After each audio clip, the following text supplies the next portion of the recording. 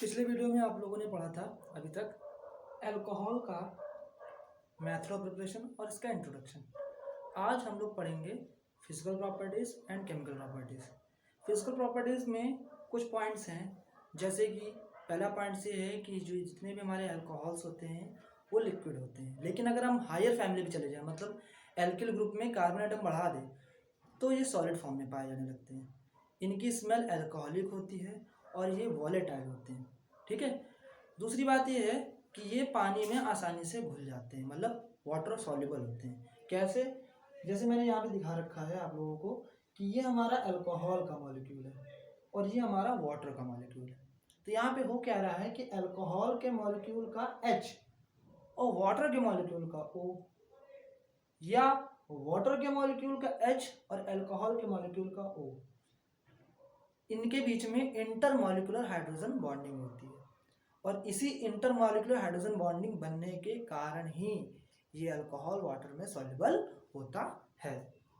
समझ में आया? मतलब जितने भी हमारे सब्सटेंस वाटर सॉल्युबल हैं, मतलब उनका मेन कारण यही होता है कि वो इंटरमॉलिक्यूलर हाइड्रोजन बॉन्डिंग बना रहे होंगे। ठीक। बाकी फिजिकल प्रॉपर्टीज बहुत सिंपल है, अगर आप अपनी बुक से स्टडी करेंगे तो समझ में आसानी से आ जाएगा। अब हम लोग पढ़ते हैं केमिकल प्रॉपर्टीज की ओर। पहले यहाँ पे हमारी रिएक्शन है रिएक्शन विद रिएक्टिव मेटल्स। आप लोगों ने क्लास 10th में पढ़ा होगा और अभी 11th में भी आप लोगों ने एक चैप्टर पढ़ा है इलेक्ट्रोकेमिस्ट्री। तो इलेक्ट्रोकेमिस्ट्री में बताया जाता है कि जितने भी एसिड होते हैं, अगर वो सोडियम या रिएक्टिव मेटल से रिएक्शन करते हैं तो वो हाइड्रोजन गैस देते हैं। तो यहाँ पे जो अल्कोहल का हाइड्रोजन होता है वो एसिडिक करेक्टर का होता है। एसिडिक करेक्टर का होने के कारण ये रिएक्टिव मेटल से रिएक्शन करके हाइड्रोजन गैस इमिट करता है। ठीक। अगर हम सेकंड रिएक्शन चले जाए एस्टरीफिकेशन रिएक्शन, ये तो बहुत सिंपल रिएक्शन है, हम लोग ने क्लास 10th में भी कई बार ये रिएक्शन पढ़ी है। तो इसमें क्या बताया जाता है कि कोई भी कार्बोक्सिलिक एसिड है, अगर अल्कोहल से in presence of concentrated sulphuric acid अगर रिएक्शन करता है तो हमारा ईस्टर बनता है। यहाँ पे जो हमारा ईस्टर बना वो क्या है? हमारा एथिल एसीटेट, क्योंकि एथिल अल्कोहल की रिएक्शन किससे हुई है? एसिडिक एसिड से हुई है। तीसरी हमारी केमिकल प्रॉपर्टी से है रिएक्शन विद एसिड क्लोराइड। ठीक। एसिड क्लोराइड क्या होता है? एसिड के OH ग्रुप को, मतलब कार्बोक्सिलिक एसिड के OH ग्रुप को हैलोजन से रिप्लेस कर दें तो बनता है हमारा एसिड क्लोराइड। अब उस एसिड क्लोराइड की रिएक्शन हम अल्कोहल से कराएंगे तो HCl निकलेगा। ठीक है। HCl निकलने का मतलब ये है कि ये HCl गैस के फॉर्म में बहुत जल्दी निकल जाएगा तो एथिल एसीटेट बनेगा। ध्यान रखना है, कहीं भी रिएक्शन में अगर पीपीटी बनना होता है या गैस बननी होती है तो वो रिएक्शन फास्ट होती है, इसलिए हम लोग एसिड क्लोराइड रिएक्शन का अल्कोहल से कराते हैं, बहुत फास्ट रिएक्शन होती है, HCl गैस निकल जाती है और ईस्टर बनता है। फोर्थ हमारी रिएक्शन है एसिड एनहाइड्राइड। अब एसिड एनहाइड्राइड क्या होता है?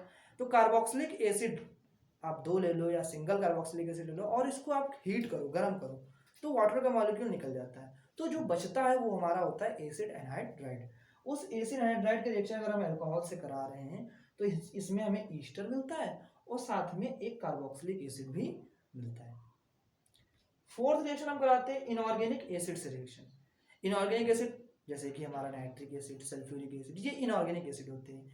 हाइड्रोआयोडिक एसिड, ये सारे इनऑर्गेनिक एसिड होते हैं। तो अगर इनऑर्गेनिक एसिड जैसे यहाँ पे है हमारा नाइट्रिक एसिड, ये हमारा क्या है? Nitric acid. HNO3 को हमने सिंपली ऐसे ले दिया।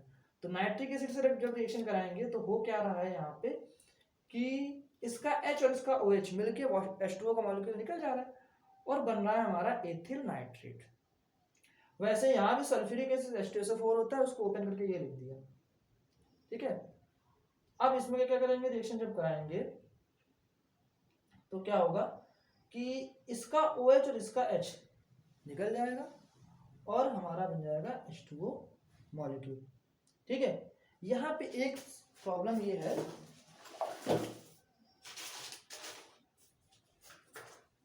कि यहाँ थोड़ा मिस्टेक हो गई है SO3, क्योंकि H2SO4 होता है तो H2SO4 वो ऑक्सीजन 4 होते हैं, हमारे यहाँ 3 है, मतलब एक थोड़ा मिस हो गया था यहाँ पे तो वो यहाँ पे लिखा। तो मतलब अगर OH और H से रिएक्शन कर रहे हैं तो क्या बन रहा है?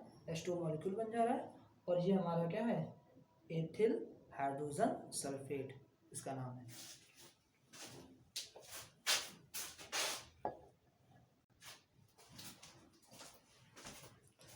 अब हम लोग 6th रिएक्शन पे जाते हैं। 6th रिएक्शन यहाँ पे क्या है? रिएक्शन विद ग्रिग्नॉर्ड रिएजेंट, हमें ग्रिग्नॉर्ड रिएजेंट से रिएक्शन करानी है। अच्छा, ग्रिग्नॉर्ड रिएजेंट होते क्या हैं ये पहले पता करते हैं। तो जितने भी मैग्नीशियम वाले कंपाउंड होते हैं जो एक तरफ कार्बन से जुड़े हों और एक तरफ हैलोजन से जुड़े हों, वो सारे होते हैं ग्रिग्नॉर्ड रिएजेंट। मतलब ग्रिग्नॉर्ड रिएजेंट जो होते हैं वो मैग्नीशियम के ऑर्गेनोमेटेलिक कंपाउंड होते हैं। मतलब मैग्नीशियम एक तरफ जुड़ा होगा कार्बन से, मतलब किसी न किसी ऑर्गेनिक कंपाउंड से, और दूसरी तरफ जुड़ा होगा किसी न किसी हैलोजन से। अब यहाँ पे क्या होता है, जो हमारा ये एल्किल ग्रुप होता है जो मैग्नीशियम जुड़ा होता है वो निगेटिव होता है यहाँ पे। तो ये क्या करेगा, एसिडिक हाइड्रोजन को ले जाएगा, क्योंकि यहाँ पे जो अल्कोहल का हाइड्रोजन होता है वो एसिडिक होता है, इसलिए ये निगेटिव जो होता है एसिडिक हाइड्रोजन को खींच ले जाएगा और बना देगा एल्केन। यहाँ पे बन रहा है मीथेन, और बाकी जो बचा है वो इसके साथ जुड़ के बना देगा ये। इसका नाम है हमारा एथॉक्सी मैग्नीशियम ब्रोमाइड। दूसरी रिएक्शन हमारी है PCl5 से रिएक्शन। ध्यान ये रखना है हमेशा, कभी भी PCl5 से ऑर्गेनिक कंपाउंड में कहीं भी रिएक्शन करवा रहे हो, जैसे कि मान लिया कोई भी ऐसा कंपाउंड है जिसमें O और H साथ में, तो PCl5 से रिएक्शन कराने का बेनिफिट ये मिलता है कि जैसे ही आप PCl5 से रिएक्शन कराएंगे तो OH हट जाएगा और उसकी जगह क्या लग जाएगा, Cl लग जाएगा, मतलब क्लोरीन लग जाएगा, और साथ में POCl3 और HCl तो निकलेगा। मतलब ऑर्गेनिक कंपाउंड में PCl5 से रिएक्शन कराएंगे तो POCl3 मतलब ये, और HCl तो निकलना है, और OH की जगह क्या लग जाना है, क्लोरीन लग जाना है।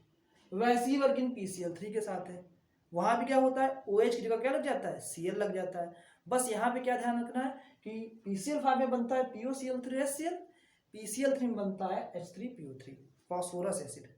ठीक है, यहाँ पर अगली रिएक्शन है SOCl2 से क्रिया, मतलब इसे हम लोग कहते हैं थायोनिल क्लोराइड। ये हमारी इन दोनों रिएक्शन से भी अच्छी बेस्ट मानी जाती है रिएक्शन। क्यों, जैसे आप SOCl2 से रिएक्शन कराओगे तो यहाँ भी वर्किंग वही है कि OH की जगह क्या लग जाएगा, Cl लग जाएगा, क्लोरीन और सल्फर डाइऑक्साइड गैस निकल जाएगी। तो क्योंकि इसमें सल्फर डाइऑक्साइड गैस निकल जाती है इसलिए ये हमारी बेस्ट रिएक्शन होती है हैलो एल्केन बनाने के लिए। बस ध्यान रखना ये रिएक्शन किसके प्रेजेंस में होगी, pyridine के प्रेजेंस में होगी। अगली हमारी रिएक्शन है रिएक्शन विद हैलोजन एसिड। किसी न किसी हैलोजन एसिड से रिएक्शन करानी। हैलोजन कौन कौन से होंगे, HCl, HBr, HI। अब देखते थे किस तीनों में से कैसे क्या रिएक्शन होती है। तो जैसे आपने अगर ले लिया HCl, तो प्राइमरी अल्कोहल और सेकेंडरी अल्कोहल, उसमें क्या करेगा ये हैलोजन एसिड में HCl का H लेकर वाटर निकाल देगा और क्लोरीन लग जाएगा OH की जगह। लेकिन टर्शरी अल्कोहल की भी वर्किंग यही होती है कि क्या करेगा, वो OH हटाएगा और Cl लग जाएगा। बस ध्यान ये रखना है कि प्राइमरी और सेकेंडरी अल्कोहल की रिएक्शन कराते समय आपको एनहाइड्रस ZnCl2 मतलब निर्जल ZnCl2 जिंक क्लोराइड लेना पड़ेगा, टर्शरी अल्कोहल के लिए लेने की जरूरत नहीं पड़ती है। इसके बाद हमारी सेकेंड रिएक्शन है HBr से रिएक्शन। ये भी हमारा क्या है, प्राइमरी अल्कोहल।